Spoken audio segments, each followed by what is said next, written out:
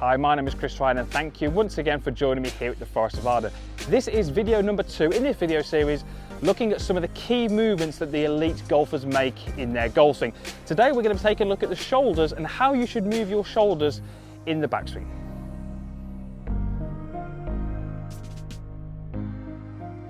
So welcome back once again to the Forest of Arden. You join me on the 15th tee here, this par 3.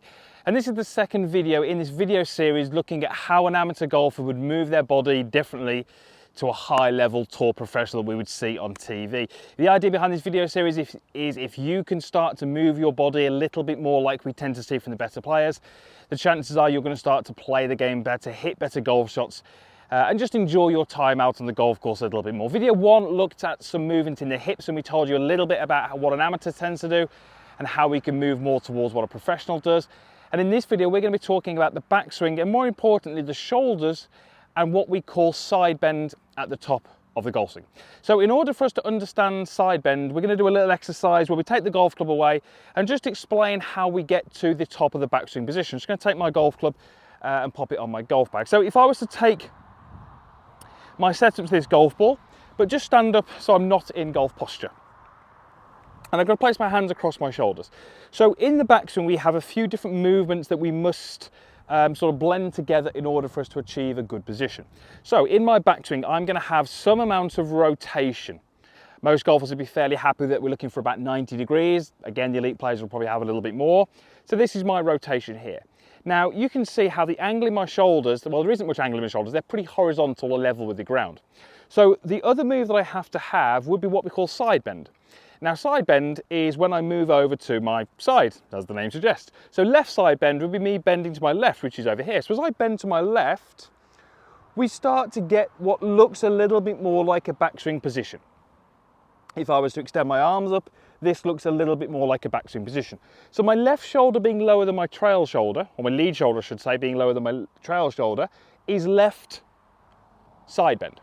So the more left side bend I have, the steeper my shoulder angle will be. So what do we tend to see as a movement that correlates to handicap level? Well, the higher handicap golfers tend to have a flatter shoulder plate at the top. They tend to have less side bend. And the trend that we see would be as that side bend increases and the shoulders get a little steeper, we tend to see the handicap level start to reduce, to the point where the golfers with the most amount of side bend will tend to have the lowest handicaps or be those elite golfers that we kind of see on TV week in, week out. So what would those two movements look like? Well, a golfer who makes a movement with a good amount of side bend would have a backswing that looks a little bit like this. So again, you can see the angle across my shoulders. The golfer who tends to struggle, the high handicap golfer, tends to have a backswing where the shoulders tend to turn a little bit level, and you can see that there. So if the shoulders turn level, the chances are my lead arm will be quite low, or I will have to have some upward lift of the arms to get my club into maybe what would look like a good delivery position. So certainly one of the trends that we would see would be the better golfers have more side bend.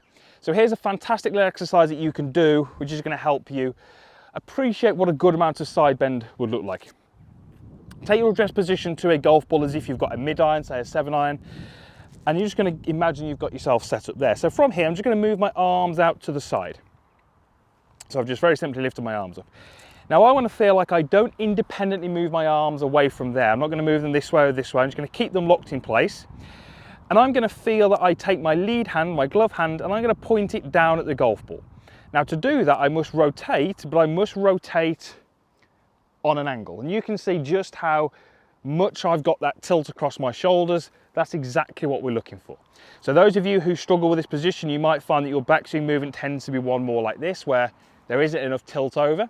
So for you to get that sort of lead hand down to the ball, you would need some more of that tilt over to the golf ball. Now, we're talking about the shoulder movement here, the angle in the shoulders, but what you'll notice is if I do this correctly, that will also cause my hips to turn on a good angle, and it will also cause my knees to move in a pretty good way. Again, the golfers who have too much of a level turn often have the pelvis too level, often don't have the knees working quite so well.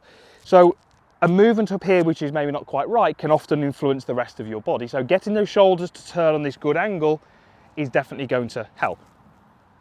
If you're a golfer out there who believes that in the backswing you maybe lift up, you gain height, there are many of you out there, it's this side bend that we're talking about, because you'll notice when I get to the top, if I reduce the amount of side bend that I have, my head raises up. So if you've ever videoed your golf swing and you see your head rising up, it's not your head that's lifting, it's that you don't have enough side bend over towards the golf ball.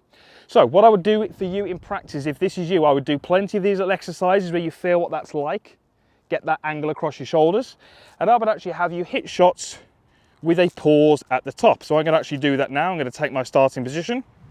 I'm going to make a backswing, trying to get my feel that my lead shoulder is more down towards the golf ball. And then you can just go ahead and swing through. Now, you're not going to hit perfect golf shots that way, but it's a great way to start to sense what it's going to be like at the top and turning those shoulders on a good angle. If you want some visual reference to this, Dustin Johnson is fantastic at this. You get some pictures of him at the top of his backswing, huge amounts of tilt over towards the golf ball. Just one of the reasons why he is #1 in the world at the moment. So number 2 video in this series is talking about the side bend at the top, the angle in your shoulders. If you can move towards what the professionals do, I really believe you can start to hit the ball better, lower those scores, and have some more fun on the golf course. So thank you very much for watching. Usual stuff is down below. Comments box, like button. There's also a link over here which will allow you to subscribe to my channel. And make sure you check back for videos 3, 4 and 5 in this series, showing you how you might be different to an elite level tour player. Thanks for watching. We'll see you again soon.